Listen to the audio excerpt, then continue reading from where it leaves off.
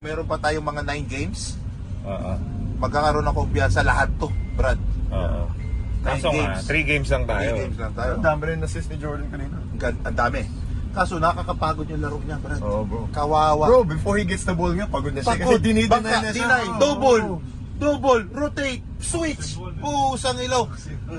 Crossover between the legs, double hesitation, boom, iwan, ha!